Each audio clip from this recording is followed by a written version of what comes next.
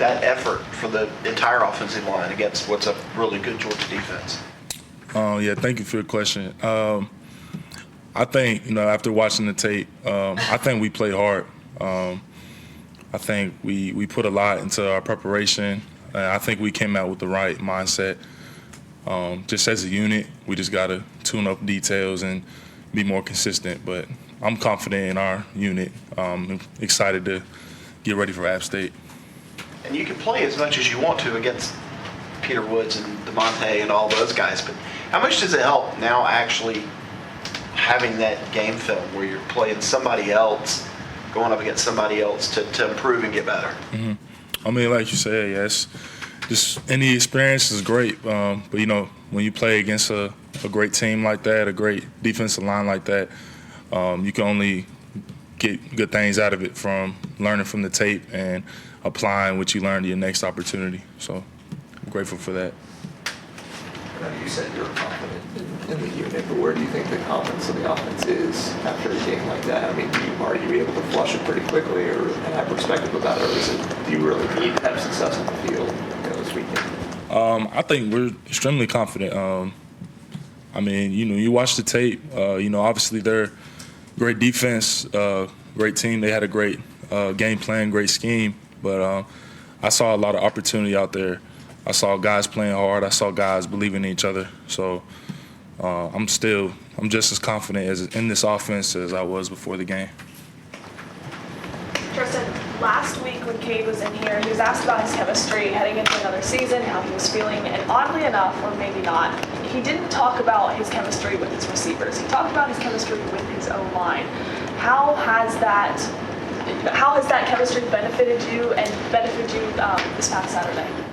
It's been great. I mean, Cade is one of my best friends, and he was so intentional in the offseason with the relationships with the guys up front, and I think it's just a testament to his leadership because he's just genuine. Like, he genuinely cares, and he was ready to do anything for us to get tighter because we all know, when you're out there, when you're brothers with somebody, when you understand their story, where they come from, you're going to go that much harder for them because you don't want to let them down. And, I think he feels that way about all of us, and we feel that way about him. So you can definitely feel that chemistry. It's bigger than football. He's our brother. So. Tristan, Cade talked a lot about how there's leadership all around the team in different places. Who are some of those leaders that you're seeing, and what have they done this week? We have a lot. We have a lot of guys that lead in different ways too. But obviously Cade's a great leader. He's always on it. Like, he never turns it off. He's always a great leader. Marcus Tate, Barrett Carter, Jay Brennenstuhl, Phil Maffa, Walker Parks, Tyler Venables. I mean, Peter Woods, T.J. Parker. I could tell you, I could go all day, honestly. I mean, and there's so many guys that care, and we're all on the same page with what we want. So, I don't want to just keep naming off guys, but like, there's so many guys that care, and they care in different ways. Well, not caring, they show they care in different ways, like by leading in different ways. Not everybody's the rah-rah guy. Some guys, they get out there and lead by how they practice, and setting an example with their effort. So we got a bunch of leaders. What would you say your leadership style is? Because a lot of people have mentioned you as one of the guys who's emerged. Yes, sir. I don't know. I feel like my style is I want to be able to lead in every single way, whatever my team needs me to do. If somebody's already kind of got the message across of what needs to be done at practice or for the game that week, I'll lead by going at absolutely as hard as I can in practice and trying to show young guys like what the tempo is, or if I feel like I should say something, I'm going to make it as genuine as possible, make sure it's coming from my heart. But I think when it comes to leading, there's no blueprint to it. Like, leading guys, you got to meet them uniquely where they're at. Some guys respond to different things. Some guys you can't just yell at them. Some guys, you can't. The motivating. Some people need to be yelled at. Some guys they just need to tap like, hey, it's all good. They just need to be calmed down. Some guys need to be amped up. I think it just goes into effort, getting to know your teammates, knowing them outside of the building. But I mean, I always say, like, if you're in a leadership position on the team, it's because the team has allowed you to do that. So anything that I'm able to do in the leadership is what they've been. They allow me to feel comfortable enough to go up there and accepting me for who I am. So it's all to my teammates. It's all for my teammates.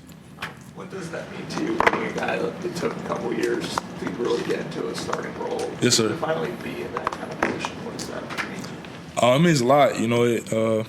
Nothing ever good isn't worked for. You know what I'm saying? So I feel I'm grateful for the time I got to learn behind Jordan, the time I got to learn and just watch, how people operate, what the everyday process looks like, how you should practice, how you should be intentional in meetings, the right questions you should ask to get the information you need. But just grateful, honestly. I'm grateful because I got the perspective of being on both sides of that. I've been that scout team, power hour guy, and then, now I'm a starter. So I've seen both sides, and, I love it all. I love the process of all of it. I'm grateful for all of it. It's a blessing. Considering that is one of, if not the best defensive line you'll face all year, what kind of confidence does this give you that we can play with anybody? Yeah, like you said before, like just the experience of playing the game, and like I said, that's like you said, it's a great defense. They're great personnel up front, great scheme. Just going out there and you're seeing that you're playing against that game speed, playing against that personnel. It does give you confidence because you're like, I can do this. So it gives you confidence, but at the same time, you gotta keep working at it. Our coach Luke always says, like, you either, you don't stay the same during the season. Like, you got to get better. The teams that do good in the end of the season are teams that got better. You don't stay the same. So I think as good as the experience is, it's just as important to apply it to practice and apply what you learn to get better. This is your second game with Coach Luke, but the first where he really knows you guys. What's his sideline demeanor like? He's very he has great energy. He's always reminding us on like key points, just things like little tidbits you should remember. But he's very composed. You can just feel his experience. He's been there. He's probably seen every single situation. He's been in every type of game. He's been in fourth quarter, last game ending touchdowns. He's seen everything. So I think honestly his composure gives confidence. And he makes it obvious that he believes in us, and when you can feel that, I mean, there's nothing you wouldn't do for that man. So nothing I wouldn't do for that man. So you just feel his confidence and composure. But he's into the game. He loves it. He loves football. I think Coach Sweeney mentioned a second and goal in the red zone in the third quarter where you and Colin Sallard pulled. It was a quarterback count with Cade. Mm-hmm. I guess. Well, how was that play supposed to go? I guess with Cade slipping, and from your perspective, when you looked at the film. When I looked at it, they're in an Okie front, and then 13 got kind of wide. How it's supposed to look is the guard would kick out 13. And then I would wrap under and go to 12. I think 12 showed up. My backer wasn't in there, so I think 12 showed up. But honestly, I take responsibility for that play because I feel like if I was tighter off the double team, it would have been easier for Cade to turn up quicker. So, I take that one. But, I watched it and learned from it, and I'm going to practice better habits so we can execute that play better next time. I guess a lot of people saw the play where you're pulling and Marcus is pulling and then Colin comes the other way. Like Yes, what makes something like that happen? You never. I mean, I can't. I can't speak for them. I just. It's football's hard. You're not gonna be perfect. Mistakes happen. Nobody goes out there and intentionally.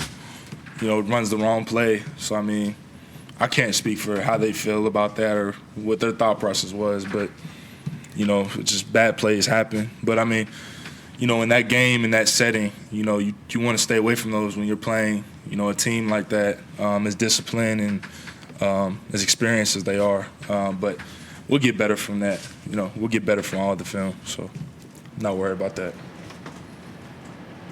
Any questions for Tristan from Zoom? Anybody else in the room? I think on the Roar on Tuesday, Monday, Coach Sweeney had Megan Turcotte, you guys as a nutritionist on, and she says you're one of the kind of people that always reaches out to her, ask her for like, what should I eat, what should I not, I guess. How do you and her kind of form that relationship as your nutritionist, as you're trying to, for your health? Yeah, I have a great relationship with Megan. She's so intentional with what she does. Like, she is so open to us. Like, anytime you need something from her, like, wherever it is, like, I've had times, like, we're on break, like, in the summertime, and, like, I'll just text her the menu where I'm at. I'm like, what's the best option? And, like, she's right there with it. Like, she cares about us. And honestly, I've been open with her about how intentional I want to be with this and how I want to keep developing holistically. And, she's kind of explained to me and showed me how the importance of nutrition and stuff like that. And I've tried to buy into that as best I can. But it's really just comes from her effort. She cares. She loves us, and we love her. And she gives us everything. So she makes it easy to be committed to that. I think she said that if she told you to eat a piece of cardboard, you would do it. I guess we can actually. You said what? She said that you would eat a piece of cardboard if she told you to. Yeah. So would you actually eat a piece of cardboard? Hey, if Maggie said that's what you're supposed to do to get your body right, hey, who am I to say something? She knows what she's doing. I don't. Anybody else for Tristan? All right, Tristan. Thank you, man. I just want to say thank you guys for your time. Thank you for the questions. See ya.